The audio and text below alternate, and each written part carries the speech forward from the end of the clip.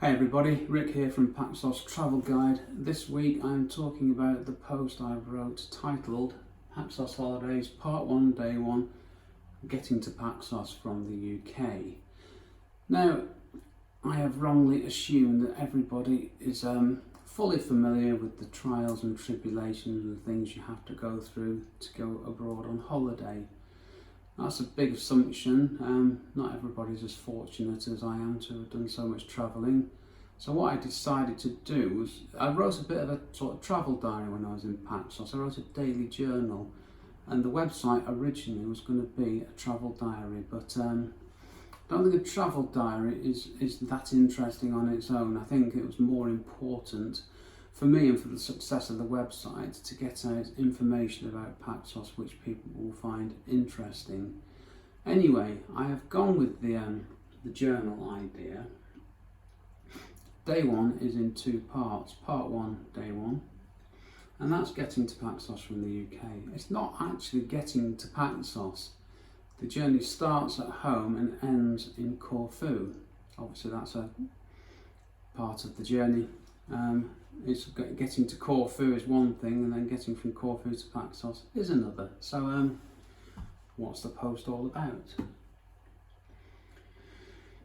How are we getting to Paxos? Well, we flew from Bournemouth Airport. We live in Poole on the south coast in Dorset, so Bournemouth Airport is a short taxi journey away. It's actually cheaper to get a taxi than to pay to park there, so it's really handy. And Bournemouth is a small airport, very relatively quiet, nothing like the madness of Gatwick, so it's nice and we like it.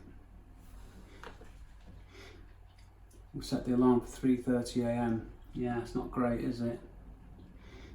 Taxi 4:30 AM at the airport for 5. 20-minute drive, 10 minutes to walk across to the terminal. That's how small Bournemouth is. It's wonderful. Checking in at Bournemouth Airport is an experience, because the people who check you in are also the people at the gate when you go out to the plane. They're definitely multi-skilled at Bournemouth Airport, which is great, and you see the same faces. It's quite an interesting thing. Nothing like Gatwick, nothing at all. Airport security. I have an iPad, an iPhone, probably 2 cameras, 4 batteries, a Kindle, a tripod, a metal thing with 3 tubes on it. Doesn't look good. Quite often I get stopped by security, and last time I got stopped by security I said it's just a collection of odd things, and he said yeah, basically, but he had a look and he was happy. Duty free at Bournemouth Airport. Yes, you had to walk through duty free these days to get through to the rest of it, so if you're new to this and you go through security and you find yourself in a shop, don't panic, it's fine. Bournemouth Airport has 1 restaurant and 1 shop that sells sandwiches, W.H. Smith's, brilliant. Drinks. The question, when is it justifiable to have a pint when you're on holiday? I think the answer is whenever you want, you're on holiday. And we get on the plane, overhead lockers, just about big enough for my hand luggage, my Peak Design everyday backpack. Bit heavy to be honest with you, but people don't wear it, so I'm alright. We took off at 7 AM. Now, if you make that Greek time, that's 9 AM. Is that acceptable to have a pint then? Pushing, isn't it? I made it online, by the way. A bit about the shopping on the plane. Arriving at Corfu Airport. Corfu Airport's a busy but pretty good airport. Yeah, the trouble with being English, I'll read this. I did a very English thing and followed other people from our flight to the wrong carousel. Strangely, a member of airport staff came and told me I was at the wrong carousel. What I've never worked out to this day is, how did she know that? Right, this is the bit that's relevant to anybody going to Paxos.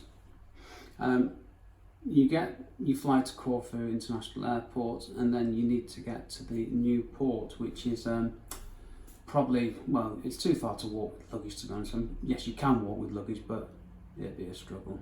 Wouldn't recommend it. You walk out of arrivals, go across to the taxi rank, and you get a taxi for a fixed fare of €15. That's 2018 prices. I didn't check them when I was in Corfu, the other week. Doesn't take long, 10, 15, 20 minutes depending on the time of day and the traffic, and it drops you outside the port where there is a very handy place where you can eat called Seti Venti. Now, sometimes when you go to a port or an airport, the food is not great and you're sort of sat there thinking, really, is that all you have? Seti Venti is pretty much a really good restaurant. It has a good menu, all the drinks you want, obviously I had a pint, and chicken gyros. I will sort the pronunciation of gyros out properly, but there's a photo of it and it was lovely. We've also had a cooked breakfast there that was lovely as well. So Seti Venti is a perfect place to sit and have a drink, something to eat, and wait for your boat to take you to Paxos. On the way back, I would recommend personally staying there rather than at the airport because it's a lot more comfortable and you've still got the fresh air and the sunshine, probably in shade in the afternoon. But Seti Venti is a good place. Enjoy it. And that is this week's blog post about getting to Corfu from England. Sorry, I don't know why I'm scrolling down. Home button works. Next week, I will pick up the tale with day 1, part 2, which was leaving the lovely restaurant at Seti Venti and getting to Paxos. How very exciting. Please check out my website, Paxos Travel Guide. Please subscribe to my YouTube channel, Paxos Travel Guide. Please check out my Pinterest board, Rick McAvoy Photography, Paxos board. And that's it. Thank you for watching, and I will see you next week. Bye for now.